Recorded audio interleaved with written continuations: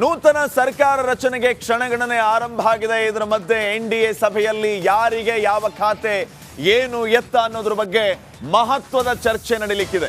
JP Nadda ನೇತೃತ್ವದಲ್ಲಿ ಒಂದು meeting ನಡೀಲಿಕ್ಕಿದೆ. Balayogi ಸಭಾಂಗಣದಲ್ಲಿ ಬೆಳಿಗ್ಗೆ 11 ಗಂಟೆಗೆ ಸಭೆಯನ್ನ ಕರೆಯಲಾಗಿದೆ.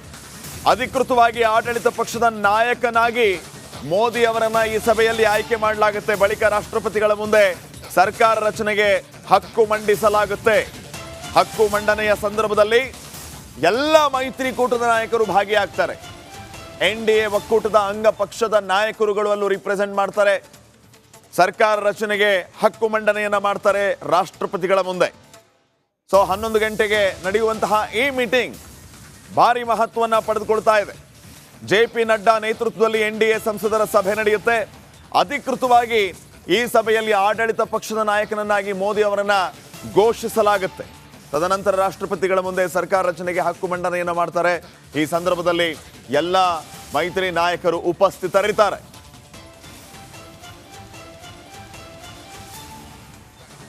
ಇದರ ಜೊತೆಗೆ NDA ಮಿತ್ರ ಪಕ್ಷಗಳು ಕೂಡ ದೆಹಲಿಯಲ್ಲಿ ಸಭೆಯನ್ನ ನಡೆಸಲಿಕ್ಕಿದೆ. JDU ಸಂಸದರ ಸಭೆಯನ್ನ ನಿತೀಶ್ ಕುಮಾರ್ ಕರೆದಿದ್ದಾರೆ.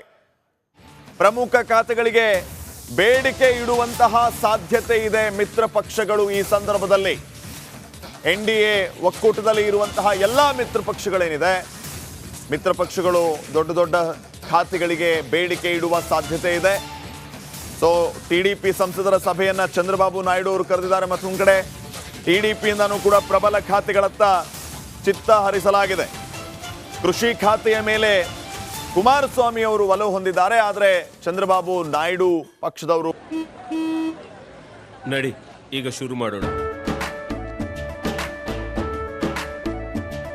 ಕೇಸರಿಯಿಂದ ಮನೋಲ್ಲಾಸ ಮನಸ್ಸು ಮತ್ತೇರಿ ಕುಣಿದಾಡಿದೆ ನೋಡು, ಮನಸ್ಸು ಮತ್ತೇರಿ ಕುಣಿದಾಡಿದೆ ನೋಡು. ಕ್ಷಣ ಕ್ಷಣವೂ ಆಚರಿಸಿ ಕೇಸರಿ ಹಬ್ಬ. ವಿಮಲ್ ಬಾಯಲ್ಲಿ ಹೇಳಿ ಕೇಸರಿ ಕೂಡ ಕೃಷಿ ಖಾತೆಗೆ ಪಟ್ಟು ಹಿಡಿದಿದ್ದಾರೆ. ಸೊ ಯಾರಿಗೆ ಯಾವ ಖಾತೆ ಹಂಚಿಕೆ ಅನ್ನೋದೇ ಸದ್ಯಕ್ಕಿನ ಕುತೂಹಲ. ಮಿತ್ರ ಪಕ್ಷಗಳಿಗೆ ಸಚಿವ ಸ್ಥಾನ ಸಿಗುತ್ತೆ, ಆದರೆ ಯಾರಿಗೆ ಯಾವ ಸ್ಥಾನ ಅನ್ನುವಂಥದ್ದು ಸದ್ಯಕ್ಕೆ ಬಹು ಚರ್ಚಿತ ವಿಷಯ. ಈಗ ಸದ್ಯಕ್ಕೆ ಚಂದ್ರಬಾಬು ನಾಯ್ಡು ಮತ್ತು ನಿತೀಶ್ ಕುಮಾರ್ ಪ್ರತ್ಯೇಕವಾಗಿ ಸಭೆಯನ್ನ ಕರೆದಿದ್ದಾರೆ. ಈ ಸಭೆಯಲ್ಲಿ ಈ ಎಲ್ಲ ವಿಚಾರಗಳು ಚರ್ಚೆ ಆಗಲಿಕ್ಕಿದೆ. ಮತ್ತೊಂದು ಕಡೆ NDA ಸಂಸದರ ಸಭೆಯನ್ನ ಕರೆಯಲಾಗಿದೆ. JP ನಡ್ಡಾ ಅವರ ನೇತೃತ್ವದಲ್ಲಿ 11 ಗಂಟೆಗೆ ಈ ಸಭೆ ನಡೆಯುತ್ತೆ. ಸಭೆಯಲ್ಲಿ ಆಡಳಿತ ಪಕ್ಷದ ನಾಯಕರನ್ನಾಗಿ ಮೋದಿ ಅವರನ್ನ ಅಧಿಕೃತವಾಗಿ ಆಯ್ಕೆ ಮಾಡಿ ಘೋಷಣೆ ಮಾಡಿದ ನಂತರ ರಾಷ್ಟ್ರಪತಿಗಳನ್ನ ಮೀಟ್ ಆಗಿ ಸರ್ಕಾರ ರಚನೆಗೆ ಹಕ್ಕು ಮಂಡನೆಯನ್ನ ಮಾಡ್ತಾರೆ. ಒಂದ್ ಕಡೆ ಆದ್ರೆ ಮತ್ತೊಂದು ಕಡೆ ಈ NDAದ ಮಿತ್ರ ಪಕ್ಷಗಳಾಗಿರುವಂತಹ ಪ್ರಮುಖವಾಗಿ TDP ಮತ್ತು JDU ಎರಡೂ ಪಾರ್ಟಿಯ ನಾಯಕರಾಗಿರುವಂತಹ ಚಂದ್ರಬಾಬು ನಾಯ್ಡು ಹಾಗೇನೆ ನಿತೀಶ್ ಕುಮಾರ್ ಪ್ರತ್ಯೇಕವಾಗಿ ತಮ್ಮ ಸಂಸದರ ಸಭೆಯನ್ನ ಕರೆದಿದ್ದಾರೆ. ಸಭೆಯಲ್ಲಿ ಈ ಎಲ್ಲ ವಿಚಾರಗಳ ಬಗ್ಗೆ ಚರ್ಚೆ ಆಗಲಿಕ್ಕಿದೆ.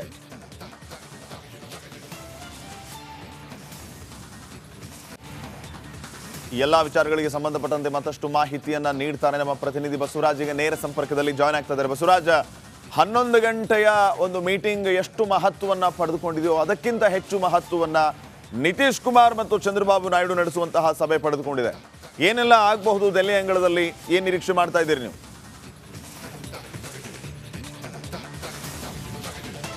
ಖಂಡಿತ ಶ್ರೀಪಾದ್, ಯಾಕಂದ್ರೆ NDAಗೆ ಜಯ ಸಿಕ್ಕಿದೆ ನಿಜ. ಆದರೆ ಕಿಂಗ್ ಮೇಕರ್ಗಳಾಗಿ ಚಂದ್ರಬಾಬು ನಾಯ್ಡು ನೇತೃತ್ವದ TDP ಪಕ್ಷ ಮತ್ತು ನಿತೀಶ್ ಕುಮಾರ್ ನೇತೃತ್ವದ JDU ಪಕ್ಷ ಹೊರಹೊಮ್ಮಿದ್ರಿಂದ ಅವರಿಗೆ ಒಂದಷ್ಟು ಮನ್ನಣೆಯನ್ನು ಕೊಡಬೇಕಾದಂಥ ಅನಿವಾರ್ಯತೆ BJP ಪಕ್ಷಕ್ಕೆ ಸದ್ಯಕ್ಕೆ ಎದುರಾಗಿದೆ. ಸರ್ಕಾರ ರಚನೆ ಕಸರತ್ತು ಈಗಾಗಲೇ ನಡೀತಾ ಇದೆ. ಇವತ್ತು 3 ಪಕ್ಷಗಳ ಶಾಸಕಾಂಗ ಪಕ್ಷದ ಸಭೆಯನ್ನು ಕರೆಯಲಾಗಿದೆ. ಇವತ್ತು BJPಯಿಂದ ಶಾಸಕಾಂಗ ಪಕ್ಷದ ನಾಯಕರನ್ನಾಗಿ ನರೇಂದ್ರ ಮೋದಿ ಅವರನ್ನು ಆಯ್ಕೆ ಮಾಡಲಾಗುತ್ತೆ. ಅವತ್ತು ಮತ್ತು ಜೊತೆಗೆ ಮೈತ್ರಿಕೂಟ ನಾಯಕ ಅಂತ ಕೂಡ ನರೇಂದ್ರ ಮೋದಿ ಅವರನ್ನು ಆಯ್ಕೆ ಮಾಡಲಾಗುತ್ತೆ. ಇಲ್ಲಿ ಬಹಳ ಪ್ರಮುಖವಾಗಿ TDP ಮತ್ತು JDU ಹೆಚ್ಚಿನ ಸಚಿವ ಸ್ಥಾನಕ್ಕಾಗಿ ಡಿಮಾಂಡ್ ಇಡಬಹುದು ಅನ್ನುವಂಥದ್ದು. ಹೆಚ್ಚಿನ ಸಚಿವ ಸ್ಥಾನದ ಜೊತೆಗೆ ಪ್ರಮುಖ ಖಾತೆಗಳು ಅಂತ ಇದ್ದಾವೆ.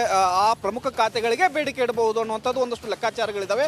ಅದನ್ನು ಕೊಡೋದು ತಗೊಳ್ಳೋದು ಎಷ್ಟರ ಮಟ್ಟಿಗೆ BJP ಮಾಡುತ್ತೆ ಅನ್ನುವಂಥದ್ದು ಬಹಳ ಪ್ರಮುಖ ಆಗುತ್ತೆ. ಯಾಕಂದರೆ ಈಗಾಗಲೇ NDA ಮೈತ್ರಿಕೂಟಕ್ಕೆ ಜಯಬೇರಿ ಬಾರಿಸಿರೋದ್ರಿಂದ ಅಲ್ಪ ಮತದಲ್ಲಿ ಅಲ್ಪ ಸ್ಥಾನಕ್ಕೆ ಸ್ವಲ್ಪ ಕುಸಿದಿರೋದ್ರಿಂದ BJP ಒಂದಷ್ಟು ಒಂದಷ್ಟು ಮಾತನ್ನ ಮಿತ್ರ ಪಕ್ಷಗಳಿಂದ ಕೇಳಬೇಕಾದಂತ ಅನಿವಾರ್ಯತೆ ಇದೆ. ಹಾಗಾಗಿ ಈ ಬಾರಿ ಬಹುಪಾಲು ಬಿಜೆಪಿ ಸಂಸದರು ಸಚಿವರಾಗ್ತಾ ಇದ್ರು, ಆದ್ರೆ ಈ ಬಾರಿ ಆ ಥರ ಆಗಲಿಕ್ಕಿಲ್ಲ. ಯಾಕಂದ್ರೆ ಒಂದಷ್ಟು ಮಿತ್ರ ಪಕ್ಷಗಳಿಗೂ ಮನ್ನಣೆಯನ್ನು ಕೊಡಲೇಬೇಕಾಗುತ್ತೆ. ಯಾಕಂದ್ರೆ JDS 2 ಸ್ಥಾನ ಗೆದ್ದಿದ್ರು ಕೂಡ 1 ಸಚಿವ ಸ್ಥಾನವನ್ನು ಕೊಡಲೇಬೇಕಾಗುತ್ತೆ. ಅದು ಸ್ವತಂತ್ರ ಖಾತೆ ಅಂತ ಮಹತ್ವದ ಖಾತೆಯನ್ನು ಕೊಡಬೇಕಾದಂತ ಅನಿವಾರ್ಯತೆ ಇದೆ. ಹಾಗಾಗಿ ಇವತ್ತು ನಡೀತಕ್ಕಂತಹ ಮೀಟಿಂಗ್ಗಳು ಬಹಳ ಪ್ರಮುಖವಾಗ್ತಾ ಇದಾವೆ. ಆಯಾ ಶಾಸಕಾಂಗ ಪಕ್ಷದ ಸಭೆಯಲ್ಲಿ ಒಂದಷ್ಟು ಒತ್ತಡಗಳು ನಾಯಕರ ಮೇಲೆ ಬರಬಹುದು. ನೀವು ಈ ಥರ ಆದಂಥ ಡಿಮಾಂಡನ್ನು ಇಡಿ, ಅವರು ಪೂರೈಸಬಹುದು ನಮಗೆ ಅನ್ನುವಂಥದ್ದು, ಮತ್ತು ಪ್ರಮುಖ ಖಾತೆಗಳನ್ನು ಕೇಳಿ ಅನ್ನುವಂಥ ಒಂದಷ್ಟು ಡಿಮಾಂಡನ್ನು ಸಂಸದರು ಇಡಬಹುದು. ಹಾಗಾಗಿ ಇವತ್ತಿನ ಶಾಸಕಾಂಗ ಪಕ್ಷದ ಸಭೆ ಮುಗಿದ ಬಳಿಕ ಒಮ್ಮತದ ನಿರ್ಧಾರ ಆಗಿದ್ದೇ ಆದಲ್ಲಿ ಒಂದಷ್ಟು ಸರ್ಕಾರ ರಚನೆ ಕಸರತ್ತು ಆರಂಭ ಆಗುತ್ತೆ. ಇವತ್ತು ಸರ್ಕಾರ ರಚನೆಯ ಹಕ್ಕು ಮಂಡನೆಯನ್ನು ರಾಷ್ಟ್ರಪತಿಗಳ ಮುಂದೆ ನರೇಂದ್ರ ಮೋದಿ ಅವರು ಮಾಡಬಹುದು.